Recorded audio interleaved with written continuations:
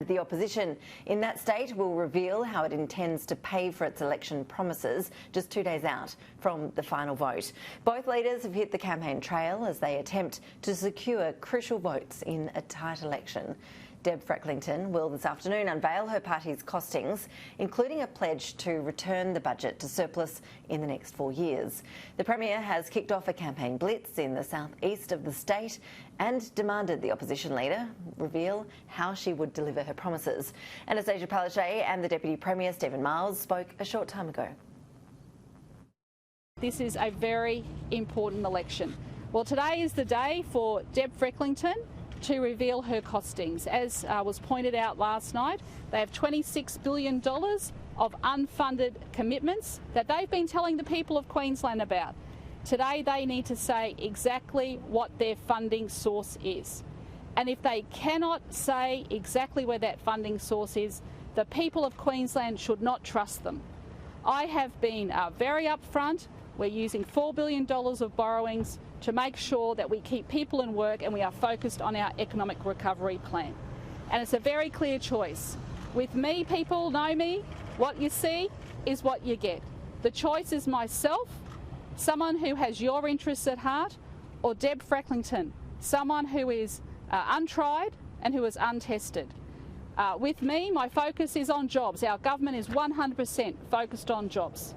The only way Deb Frecklington can pay for her unfunded commitments if she is not borrowing is to cut. And of course we know at the end of the day it's about people. I will always stand up for the people of this state no matter what is thrown at me. I've stood my ground and I will stand my ground again every single day. Stability or chaos. So that is the clear choice that Queenslanders have to make. We learned yesterday that she'd been telling the Premier of New South Wales for months now that she would have opened the border, while she's pretended to the Queensland public that she would take the health advice. She's been telling Gladys one thing and Queenslanders another thing. And frankly, I have more faith in what she tells Gladys behind closed doors than what she tells the public at these press conferences. Gladys has fessed up on Deb's behalf. Gladys has told us exactly what the LNP's view is. We always knew that Deb would just dance to Scott Morrison's tune. Now we learn that she can't even stand up to Gladys Berejiklian, a leader herself already on the ropes. And I think this comes down to, again, that choice that Queenslanders really need to make. Who do they trust? Do they trust our Premier, who I can tell you, because I've been there, says the same thing behind closed doors as she says to the Queensland public?